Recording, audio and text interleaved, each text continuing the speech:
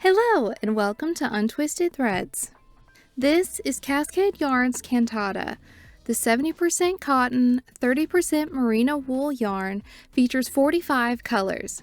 The colorway that we chose is 23 pink, which isn't listed on Cascade's website, so if you like it, order it from Wool Warehouse because it may be discontinued. This 100-gram skein with 200 meters or 218 yards works up as a worsted weight yarn.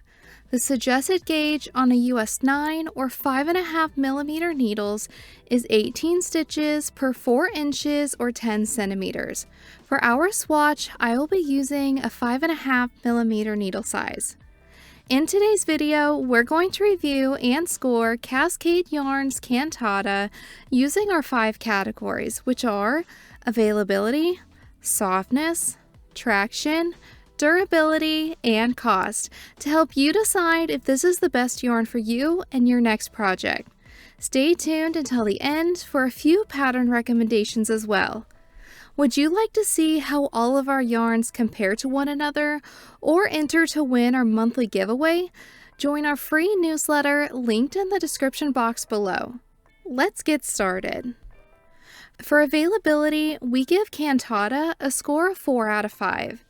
Cascade Yarns are based here in the Pacific Northwest, so it's pretty easy to get a hold of that brand, including this yarn too.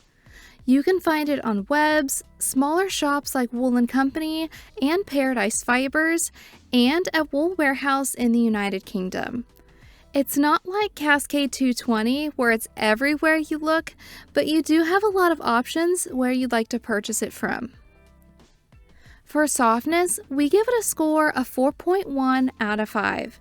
So this is like a summary version of, say, Drops Air. It reminds me of cotton candy, especially because of the color. It is a blown yarn and is produced with a special spinning machine. It's described as a fairly complicated process, but more simply put, loose fibers are blown into a mesh tube. The fibers end up stuck in the tube, creating the bulk of the yarn, while the longer fibers stick out of the tube, creating a super fluffy look and making it very lightweight. So for this yarn, its mesh tube is the 70% cotton, and the fibers inside of the tube is 30% merino. Now don't get me wrong, it is soft, but not as soft as I was expecting it to be by the way it looks. For comparison, it is softer than Holst-Garn Coast and not quite as soft as Concept by Katia Cotton Yak.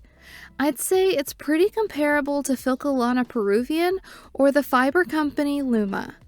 For a micron count or softness scale rating, we give it around a 24, which is a little more rustic than your typical merino yarn, but softer than your common Peruvian Highland wool.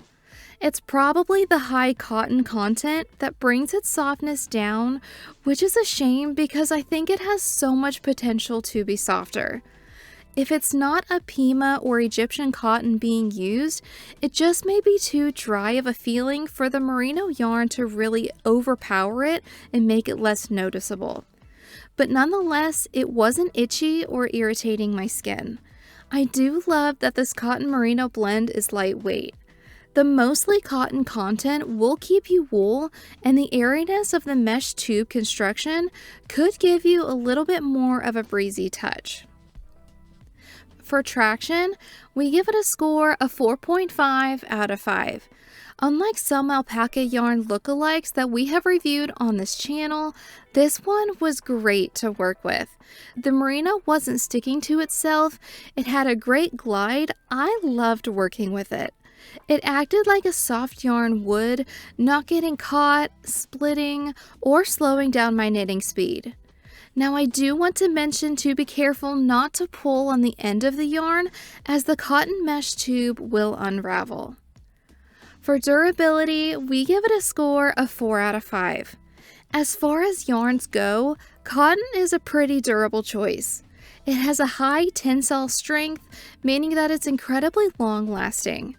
Now, cotton does tend to stretch and drag when it gets wet, as it soaks water and gets heavy. It also doesn't hold onto its shape as you would expect an animal fiber to do.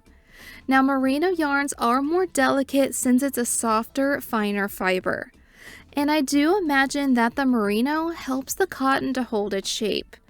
And when it came to the stress test, we didn't notice any pilling. For cost, we give it a score of 3.9 out of 5. For being a 100-gram skein, you can expect to pay $10 US per skein.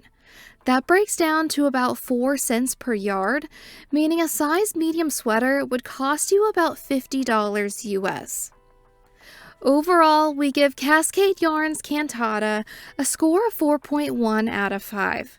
This yarn would be a great alternative to Drops Air or Camaros Snefnug.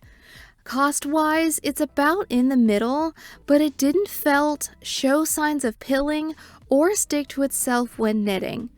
I also love that the core is cotton rather than a synthetic like polyester, but that's just a personal preference. There are so many great colors to choose from and lightweight garments that you could make with it too. So we had a little look on Ravelry and wanted to share a few pattern recommendations with you, hopefully to inspire you if you're wanting to use this yarn for a project of your own. The first pattern is Grapefruit Pink Lady by Thea Colman. It comes in 9 sizes with finished bust measurements ranging from 37.5 to 65.5 inches. It is worked in the round from bottom up to the armholes where it is split for the front and back yoke. It features a wide neckline and an all-over simple lace repeat design. I think it could easily be worn as a top on its own or as a slip-over as the weather gets cooler. The next pattern is Bloomsbury by Svetlana Volkova. It comes in 6 sizes with finished bust measurements ranging from 30 to 49 inches. It is a raglan style design including 2x2 ribbing and lace details on the sleeves and at the center of the back. It is worked top down and in the round for you to easily try it on as you go. I've never quite seen a design like this, but I like the details and it really shows that the designer put so much time and effort into the pattern.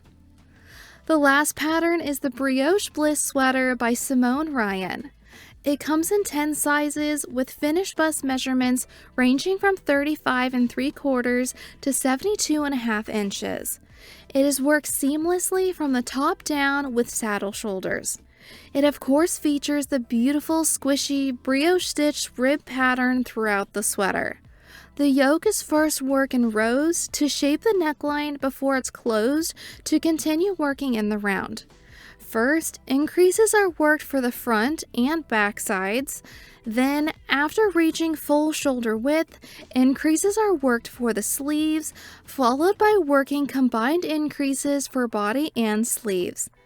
The body and sleeves are finished off separately, while a prominent decrease detail is worked towards the cuff of the sleeves.